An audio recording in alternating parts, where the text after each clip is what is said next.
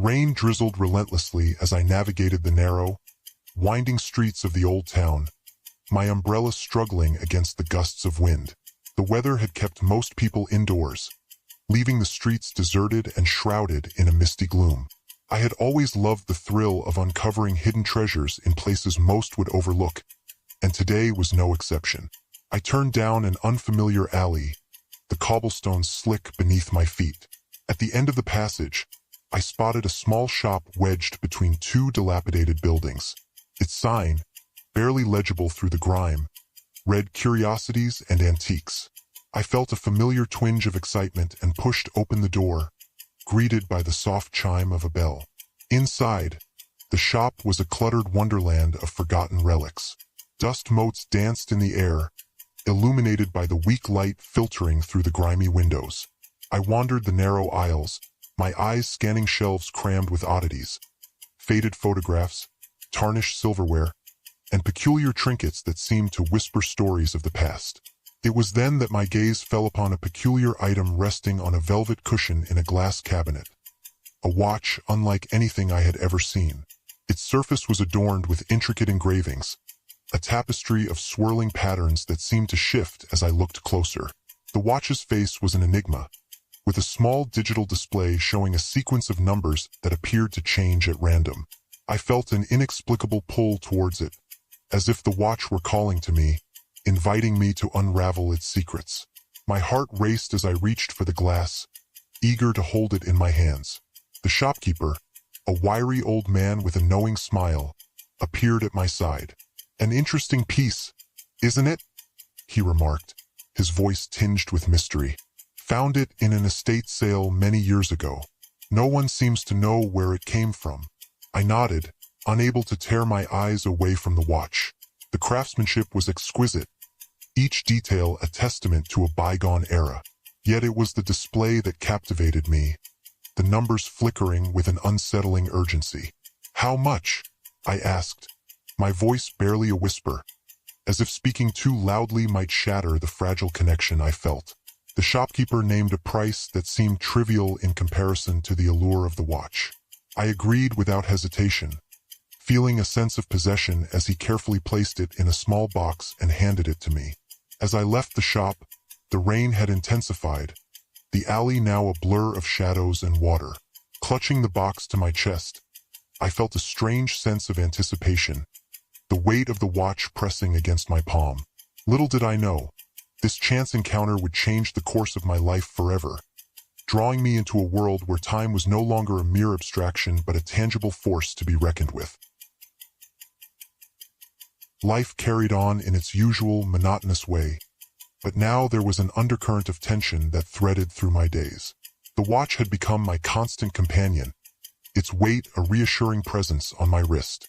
Yet the mystery of its ever-changing numbers haunted me, a puzzle that defied logic.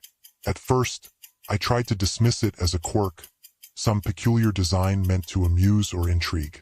But the more I observed, the more unsettling the pattern became. The numbers weren't random.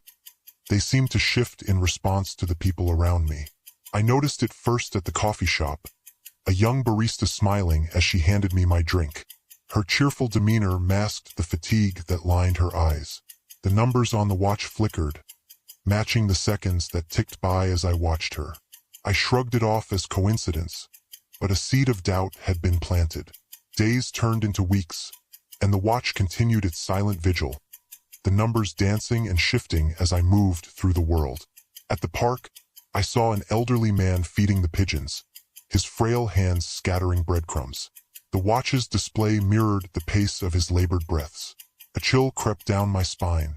The turning point came during a visit to the hospital.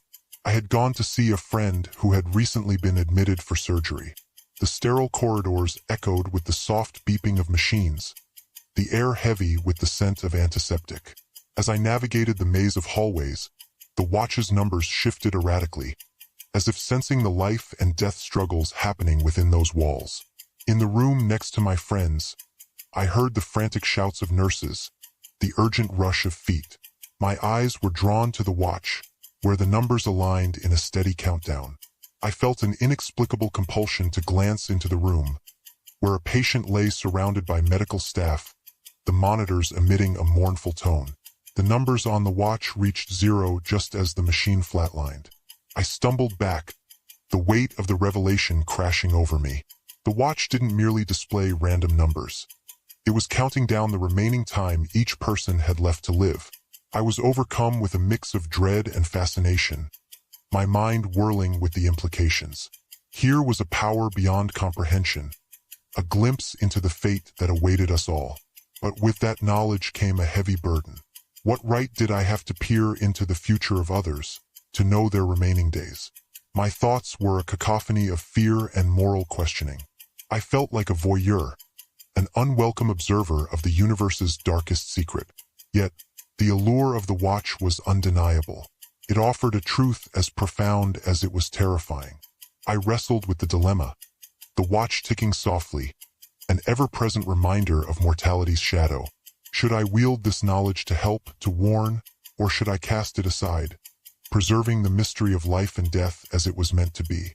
In the end, I knew I had to choose, but each option felt like a path into uncharted territory, fraught with peril and consequence. The watch had given me sight beyond sight, but at what cost? And more importantly, could I live with the choice I was about to make? The watch became an obsession, a forbidden secret I couldn't escape. Every encounter, every passerby was a morbid curiosity, a glimpse into the fragility of life. My days were consumed by an insatiable urge to check the time left for everyone I met, the numbers on the watch ticking down in an unending cycle of suspense. At first, I tried to maintain a semblance of normalcy, but the knowledge weighed heavily on me. I found myself staring at the watch, losing hours to its hypnotic display. Friends and family became more than just companions. They were walking timers, their lives laid bare before me in brutal digits. I began avoiding social gatherings, finding excuses to keep my distance. Paranoia crept into my mind like a persistent shadow.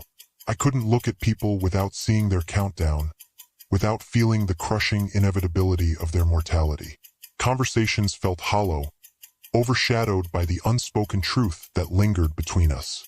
Sleep eluded me, my nights haunted by dreams of falling numbers and faces I couldn't save. The world around me blurred into a haze of anxiety, every sound amplified, every moment tinged with the dread of the unknown. I was trapped in a nightmare of my own making, unable to break free from the cycle of doom I had uncovered. Desperation clawed at my mind, urging me to act, to do something with this knowledge. Perhaps I could change fate, save someone from their destined end. The opportunity came one fateful afternoon, when I spotted a man in the park, his time slipping away at an alarming rate. He was middle-aged, sitting alone on a bench, lost in thought. I hesitated, my heart pounding with a mix of hope and fear. Could I intervene, disrupt the course of destiny? I approached him, my mind racing as I searched for the right words. "Excuse me?" I began, my voice unsteady. "I know this might sound strange, but are you feeling okay?" He looked up, surprised, a flicker of confusion crossing his face. "I'm fine, thank you," he replied, offering a polite smile. But the numbers on the watch told a different story, counting down with relentless certainty. I pressed on, urging him to see a doctor, to seek help. He listened, perhaps entertained by my concern, but I could see the skepticism in his eyes. Days passed, and I waited anxiously for news, hoping my intervention had made a difference. But the call came, a friend informing me of his sudden passing. An unexpected heart attack, they said. I felt the ground give way beneath me, the weight of my failure crashing down. The realization hit me with brutal clarity. The watch wasn't a tool for change, but a mirror reflecting the inevitable. My efforts had been futile, a desperate attempt to defy the natural order. The burden of knowledge was mine alone to bear, a reminder of life's fleeting nature. In that moment, I understood the true cost of my obsession. I had sought control over the uncontrollable, only to find that some truths were meant to remain hidden, shrouded in the mystery of existence. Isolation became my refuge, a fortress against the unending torment of the watch. I withdrew from the world, retreating to the confines of my home where the ticking of the watch echoed through the empty rooms. The once comforting weight of it on my wrist now felt like a shackle, a relentless reminder of the fragile line between life and death. Days bled into nights, the passage of time losing its meaning as I spiraled further into madness. The walls of my sanctuary began to close in, suffocating me with the oppressive silence. I could no longer bear the sight of the watch, yet I couldn't bring myself to remove it. It had become a part of me, its presence an unholy union that bound me to its cursed knowledge. Sleep became a distant memory, my nights plagued by vivid nightmares that left me gasping for breath. I would wake in a cold sweat, the numbers from the watch seared into my mind's eye. Faces of those I had tried to save haunted my dreams, their eyes empty, their mouths twisted in silent screams. Reality and imagination blurred into a grotesque tapestry of fear and confusion. Hallucinations plagued my waking hours. Shadows moved at the edge of my vision, and whispers filled the air, taunting me with secrets I couldn't comprehend. I would see the watch's numbers superimposed on everything, a spectral countdown that followed me wherever I went. The ticking grew louder, a constant companion that gnawed at my sanity. In my solitude, I faced the stark reality of my own mortality. The watch had shown me the end for so many, but what about my own? I stared at the numbers, wondering when my time would come, if I could see it, or if I was destined to remain in the dark until the final moment. The fear of the unknown consumed me, a black hole that sucked away any remnants of hope. I questioned everything, my purpose, the meaning of life, the inevitability of death.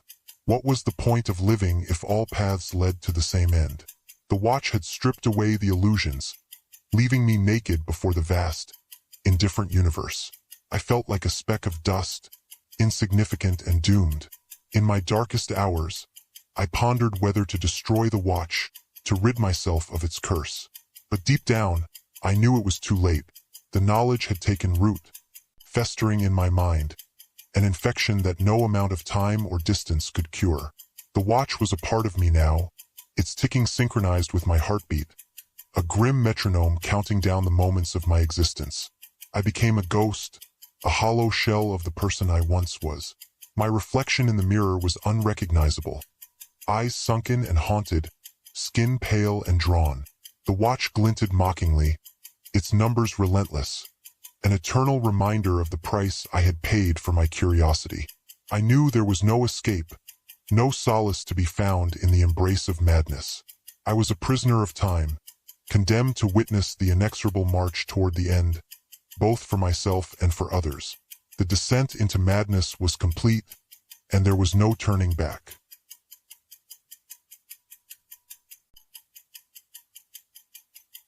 Desperation drove me to seek the one person who might hold the key to my salvation, the watchmaker. I had avoided this confrontation for too long, hoping in vain that I could live with the knowledge the watch had imparted. But now, with my mind unraveling and my soul teetering on the brink of oblivion, I had no choice.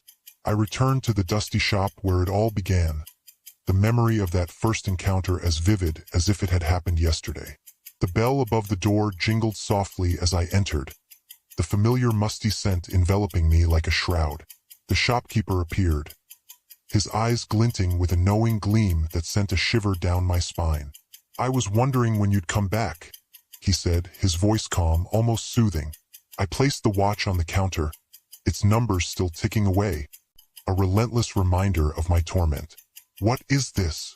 I demanded, my voice hoarse from disuse. "Why does it show what it shows?" The watchmaker regarded me with a mixture of pity and curiosity. "You've seen what it can do," he replied, as if that explained everything. "But it was never meant for you." His words ignited a flicker of anger within me. "What do you mean?" I pressed, leaning forward, the weight of my desperation palpable. He sighed, a weary sound that seemed to carry the weight of centuries. "The watch is a relic, a creation from a time long forgotten. It was designed to remind its owner of the preciousness of time, to show that every second counts. It was meant to inspire, not torment. His explanation did little to soothe my turmoil. But why me? Why now? I asked, my voice barely a whisper. Sometimes, he said, choosing his words carefully. The watch chooses its bearer. It finds those who are lost, those who need to confront their fears and understand the true value of life. A chill ran through me as I realized the truth. The watch had found me because I was already teetering on the edge, grappling with existential questions I was too afraid to face. It had forced me to confront the one thing I had always avoided, my own mortality. You have a choice, the watchmaker continued, his gaze unwavering. You can accept what the watch has shown you and find peace in the knowledge that life is finite. Or you can choose to walk away, to break free from its curse and live without the weight of foresight. The enormity of the decision loomed before me, a crossroads that would determine my fate. I had lived in fear for so long, consumed by the certainty of death. But now, with the truth laid bare, I felt a glimmer of clarity, a chance to reclaim my life from the shadows. I picked up the watch, feeling its cold surface against my skin. I understood its lesson now, the gift it had inadvertently given me. Life was precious precisely because it was fleeting, every moment a fragile miracle. With newfound resolve, I placed the watch back on the counter, my heart lighter than it had been in months. I choose to live, I declared, the words a mantra that resonated deep within me. The watchmaker nodded, a faint smile playing on his lips. Then go, he said softly, and make every second count. As I stepped out into the sunlight, the weight of the watch lifted from my soul, leaving me free to embrace the uncertainty of life. The path ahead was still unknown, but now I walked it with a sense of purpose, knowing that I had faced my deepest fears and emerged stronger. The watch had shown me the end, but it had also given me a new beginning. And for that, I was eternally grateful.